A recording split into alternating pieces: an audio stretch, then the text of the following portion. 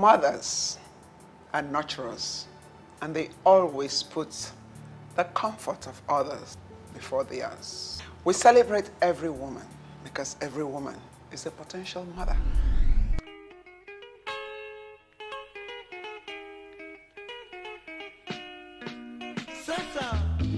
And as we celebrate you, I share this poem with you.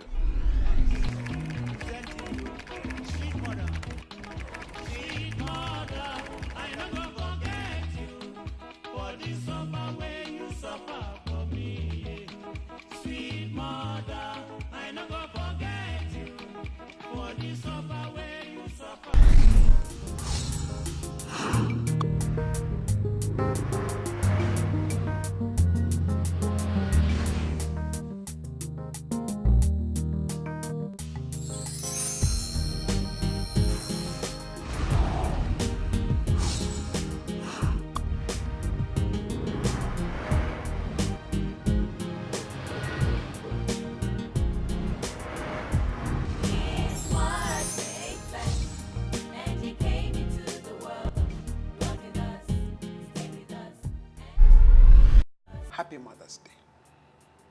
We celebrate every mother who believes that or who has a reason to celebrate.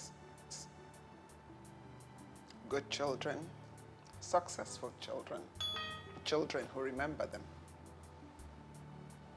Above all, today we celebrate mothers who don't believe or who don't think they have any reason to celebrate. But first, we start by celebrating women or mothers who have gone home to be with the Lord, as we play back clips of what the children said about them. Towards my 31st birthday, I think it was, my mother came and spent time with me and got me to pray every morning. Initially, I didn't want her to come and I didn't want to pray.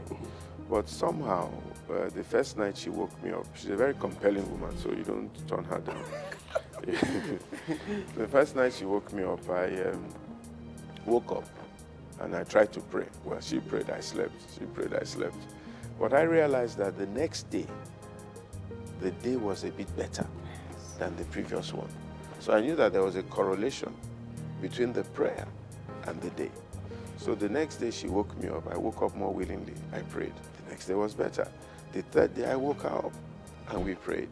And then I realized that there was some power in prayer because my peace began to come back bit by bit. The next weekend was my birthday, or it was the weekend after my birthday. She came back to see me with a pastor, Reverend Popola from Ibadan.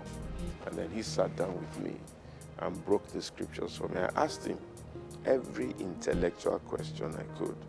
And for the first time, God seemed to have an answer to all my questions. So when he said, do I want to give my life to Jesus? I said, well, I've tried most things. Let me try Jesus. And my life has never been the same. So I thank God. My mother gave me a Bible. My mother taught her children how to pray. And every night before we went to bed, we would kneel down with her and we'd pray. Invariably, we would sleep off. You know, so when we were all admitted in the university, her gift to you was always a Bible with some inscription she writes on it. And so I used to put the Bible under the pillow as a talisman. And then I would read Psalms sometimes. Then they asked me to sit down. After sitting down, they gave me a smoke. And I never knew it was in their hand. So when I smoked and I left, I went back home. My mother screamed when she saw me coming. Yes. Because she's a sort of woman that she's very close to her children. And she suspects every move. So she saw my eyes ball has changed and she challenged me. But because I had wanted to make some noise, I couldn't make it there. Yes. Now that my mother is challenging me, there was an opportunity. I started shouting. I was screaming. So people started gathering.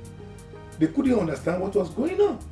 I was a student then in Hope Grammar School, Ibadan. So when my mother had me shouting, she was disturbed. Then my senior sister came in and people gathered and they took me inside. That was the beginning. We were arrested through one of us who went and fumbled And that is how I was sentenced Surprise. to 10 years imprisonment. And while I was in the prison, the process of my imprisonment was so, because my mother was following me up. I told you, my mother, she's so sensitive, and she's a Christian. Yes. Christian of those days. Born again and spirit-filled. She doesn't believe, she's highly committed to God. So she followed it up. Even when I was arrested, she came to the police station. And when I was sentenced, she was by my side.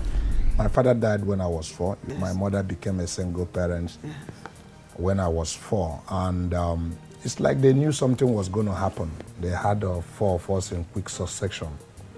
And it was really tough and hard for my mother. But my mother was a devoted Catholic lady. Again, it's important that I said that the scripture said, bring up a child the way he should grow, and when he grew, he's not going to part from that way. My mother was my mentor. She laid the foundation in me, wake us up by 5 o'clock, get us to say the Catholic rosary 2 times. She encouraged me. She told me that I could go places, to believe in myself as I believe in God. And I should not allow the death of my father to deter me and all of those things. So I get a little bit determined from those encouraging words. She discovered my entrepreneurial capability because at the age of 6, she will fly Akala. I will go out to sell, come back before going to school, and she noticed that, people like to deal with me. People, patronize me. I used to be like, she'd do it for myself and my senior brother. I would sell the first shrimp pan, come back, collect the second one, and go and sell. When my father died, in my presence, I saw creditors because, we have nothing to live on, so she had to keep buying stuff on credit, and people would come, and she had to pay them with her clothing, all her bags, her big boxes. They took everything.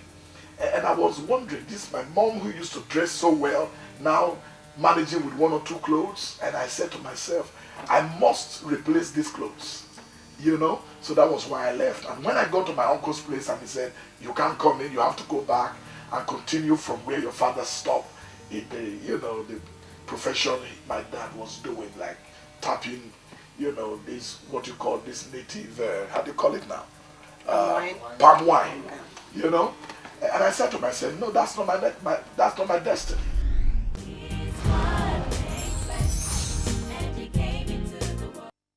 The first part of my interesting life, me and my mother shared the same birthday.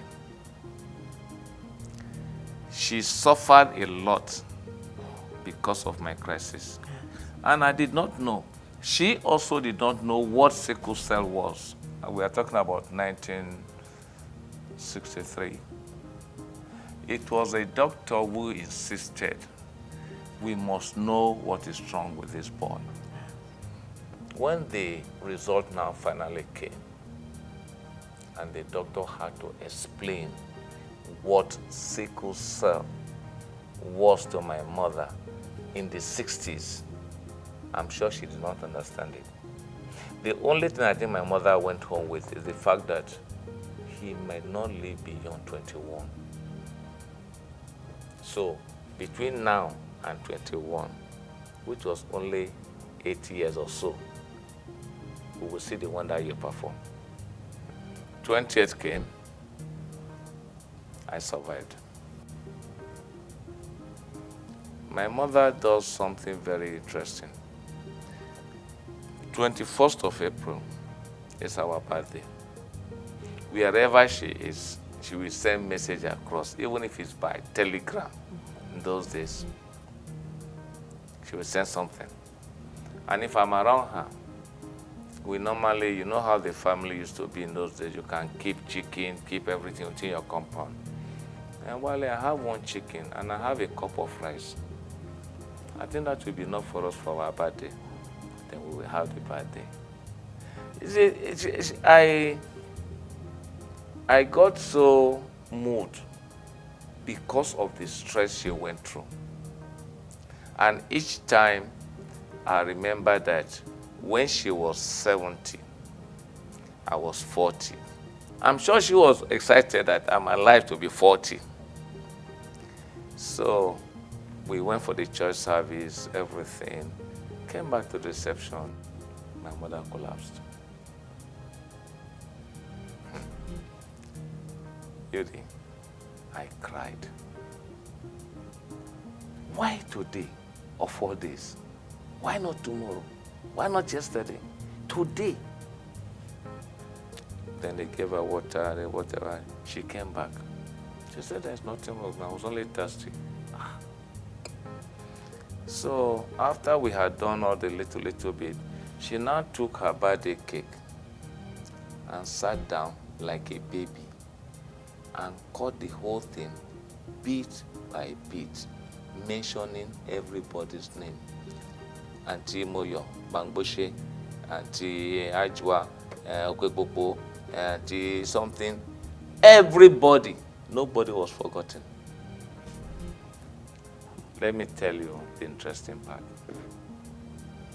I came back from Jos. They told me since you left, she's been in the hospital. I went to the hospital and I saw her condition. I got to the hospital about 11:45, knowing fully well that emotionally I can't take it because I've told her good night the night before. And I got there.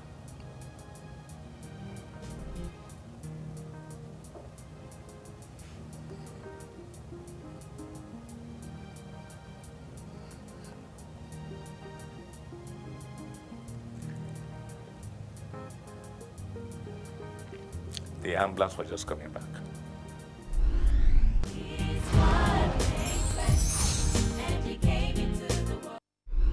There's so many mothers out there today who believe they don't have any reason to celebrate because to them, their children are a failure and damaged. And we play back this story to give you courage that something beautiful can come out of your situation. You went to jail. Yes. What happened that you went to jail? I was involved in armed robbery. That was far back in 95. 95. How Yeah. old were you then? I was 23. 23. And then you went to jail. Yes. When they arrested you and you went to jail, how many years were you jailed for? I was sentenced to death. How many years were you on death row before it was commuted to life imprisonment or what? Exactly 4 years and 3 months. How did the news that he had been commuted to life imprisonment I almost come to collapsed. you?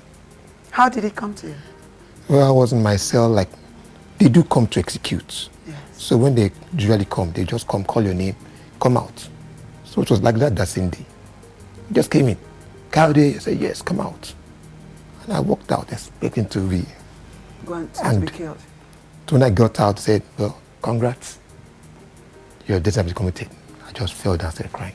Well, I was supposed to be there for a long time, but by God's grace and favor again, Yeah.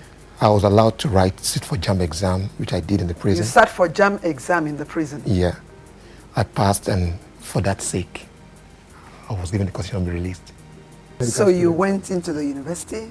Yes. What are you studying? Physiology. How long have you been in the university? 4 years now. I intend to stay further to do my master's and PhD, come out at least. Even just my life, let it be a challenge to those who are still in prison, that they can make good things out of their life. How does your mom feel, your dad? Are they still alive? They're still alive. How do they feel when they look at you? I know my mom. She's always saying, even in her prayers, sometimes in her room when she's praying, she's always talking about me because I'm the first child. Yes. Sweet God, I thank you for the past, for the present. I know you're going to make this boy a great boy, and give me confidence. There's so many reasons that a lot of women are bowed down and don't feel that they have a reason to celebrate. Some are bowed down because of the loss of a child or the loss of children. And we celebrate them today as we play back clips. And this is to every mother who has buried a child. We celebrate you. We heard you lost your son. Yes. Well, you know, Richard was everybody's baby. We used to call such children NBC babies because, you know, we were the Nigerian Broadcasting Commission. We were NBC TV, and then, FRCN and NTA and all that. So all the babies we had at that time were known as NBC. So he was everybody's little pet. Also because his father was also on television, so everybody knew Richard. And he was also a well-known sickler. He was known to all the ups and downs that sicklers, go through. And he, suffered quite a lot, even right from 6 weeks. He was 6 weeks old when I had him in England. And so every time he went into a crisis, it was like going through, Golgotha, if you might put it that way. So we died with him, and when he came back again, we all resurrected. But the night before he passed on, he had suffered a lot. I went to church the following day. I told him I was going to church. I prayed, and I sang, I surrender. And I said to God, he joined me in the prayers. If he's going to lose his faith, if I go back to the ward and he's alive, and he turns to me and say, why is all this happening to me? Where is our God? If he's going to ask that question, I surrender him to you now. Just take him. Of course, I was still hoping that when I got back, there would be a miracle, because I kept telling him that, don't worry, you'll be all right. There will be a miracle. At times when I cried in his presence, he would say to me in Ichakiri, Mommy, ma sokun, don't cry again. But it was difficult. When I got into the ward, the nurses stopped me dead in my tracks as I was about to enter here. He used to lecture. So when I was leaving, I said, well, I'm leaving him in God's hand, and of course yours too, Marty. And I went away. And I came back a little bit late, and she was still around. One alarm went in my head. I didn't know what exactly it was, but she came to me and said, Richard has passed on. And I said, passed on? Has he been taken to X-ray or something? Still not wanting to accept the fact. And I just took hold of my clothes as if to tear them off, because that was my first reaction. And she said, don't. And I knelt down.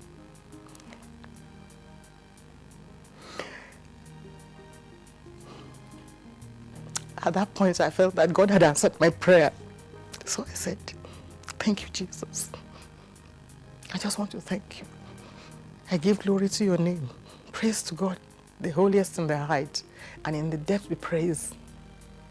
In all his work, most wonderful, most sure in all his ways. So I then said, okay, what should I do now? I said, I feel like dancing. And they were looking at me. You never imagined that a plane will crash and your children will be there. So I said, no, it can't be so plane, is it? They said, oh, we don't know, but there's a crash. And then the airport is like a marketplace, that's all I can say. Because we're going to the tarmac. One officer goes with one of these these cars they use on the tarmac and all that, quickly goes and then comes back again, then just somehow talks to me in particular and said, Madam, remember your children the way you saw them last. And if I were you, I would not go to the tarmac. I said, Oga, I have to go to this tarmac to confirm that it's actually so plane. I can't stand here and you tell me plane has crashed. Remember your children, I'm going. So as I'm going, I see two other parents I knew, and these are men, not women, weeping, holding on to me. One of them is very close to me and telling me, Mary, don't go. The children are all dead. And I said, Eugene, that's his name.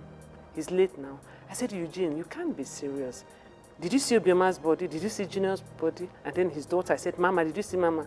He said, no, but I know they are dead. The place, everywhere is bodies scattered. You will not even recognize them. I said, well, Eugene, I have to get there to see the bodies and know that it's them before I can't stay here and you tell me they are dead and I should go back. No, I'm not. But as I'm talking to Eugene, I look, because I'm not like too far away from the crash site now, and I'm still looking ahead. This thing I'm going to tell you is not I can't tell you how long it was, but as I was looking at the crash site, I saw something I can describe like a huge throne with a great light. And I won't tell you, I can't say I see my children talking to me, no, and I've never seen them. But I see children, and I know they are children, and I believe, something tells me, not that I can tell you, I saw Junior, I saw Buma, no. Around this throne, and they were filled with so much joy. The only way I can describe this joy is that this joy is greater than, I know my children would have been so happy to come to my house that day. But the joy I saw on these children's faces, I cannot describe it. But I know they were filled with joy. Round about this throne. And this throne, I can't tell you who was sitting on it. But I knew it was a throne, and I knew that there was somebody on this throne. But there was a great light around this throne, so I couldn't see. And there and then at the tarmac, I fell on my knees and began to do the worship. It was as if, oh God, is this your will? Well, whatever, I accept it. You are still the God of my life. And for every mother who, for some reason, their children cannot throw their arms around them to give them a hug. There's so many who would love to look their mother straight in the eye and say, Mommy, I love you. But they can't. We celebrate you as we play back the stories. I wanted a company, I wanted somebody I will love, somebody I will nurture. So I adopted the baby, beautiful girl, and she lit up my life. You know, she brought so much joy into me and all that. And at 5 months, I was told she had cerebral palsy. I never heard the word. I thought it was something I just go to a doctor, we go on admission. So I had packed a nice bag, hoping for us to go on admission, they fix my baby. But when the doctor saw us, he pulled her hands, and she said, Madam, this child was resuscitated. What happened? I said, as in, you know, this child has cerebral palsy. What happened? I said, I don't have her history, you know, at birth, that I adopted her. She asked me from where. I said, from Owerri here, incidentally from some Owerri, through the Ministry of Social Welfare, Ministry of Women and Social Welfare. And she said she was angry. She said, why should they give out a child like this for adoption? That you can't manage this child. You can't, madam, just take her back, take her back. They told you to take the... Yes, she said, just take her back to, you know, where you got her from. That you can't manage, you can't handle her. I was looking at him, like, take her back? Yes, you can't handle her. So I called the lady, you know, the director, Mrs. Imado, that's her name. I called her. She said for me to come over. So I went over to her. And she was very sorry. She said, almost at the point of tears, she said, they've never had this kind of experience. But madam, you can't handle this child. Please leave her. She said, what of your husband? I said, I told you, you know, I was separated. She said, in that case, you can't handle the child. Just, you know, leave her. Leave the child. I said, why? I said, madam, you can't handle her. Leave her. I left the child. I walked out, made a call to my sister, who is a pediatrician. And I asked her, what is cerebral palsy? You know, she went on, I can't remember what she said, but she kept saying the child may never walk, the child may never go to regular school, the child may never talk, you know, all those things. I said, really? That Chizimuzo has just been diagnosed with cerebral palsy. My baby's name is Chizimuzondo. She said, that's a tough one. Then I left I dropped the phone. I went back to the woman, she said I should leave the child. So I left the child. I came to Lagos. I cried all through. Everybody was saying, no, you can't handle that child. Think of the future, leave that child. Then a friend of mine sent me a link on what, you know, that's on the internet. So I read what cerebral palsy was. So I called Mrs. Mado. I said I was coming to pick my baby. You know, when I read that thing, what was cerebral palsy, it's something huge. And I felt that, well, if this baby has that, she needs a mother. And she needs a mother that will give her a lot of love, because she shouldn't be a number in a, you know, if you can't just take her to an orphanage. Because I asked the woman, what are you going to do with the child? She said, we'll just leave her at the orphanage. So at that point, I felt that if cerebral palsy, you know, is something really large, that the child needs a mother, give her a lot of love. You closed your restaurant? Yes, I closed the restaurants because I need to take care of Zimuzo. And let me say it's not been too bad, because I know God is there. And I stand on his promises that he will always be there. So we started the center. Where is the center? The center is located at 37B Body Thomas. 37B Body Thomas. We are the restaurant. So you closed down your restaurant, yes, and then you set up a center. center. Yes.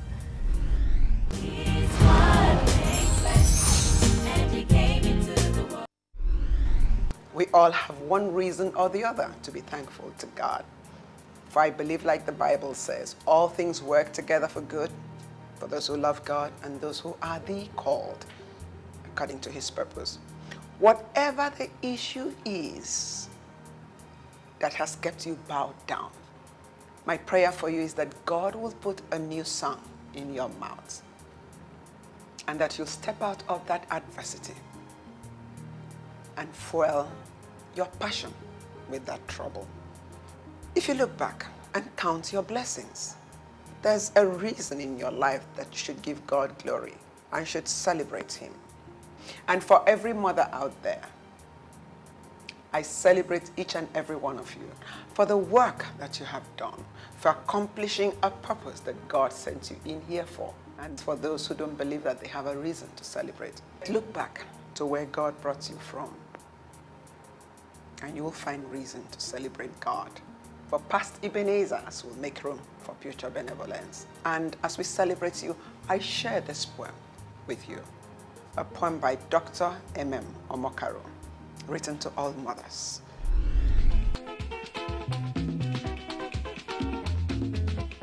When I dey cry, my mother go carry me.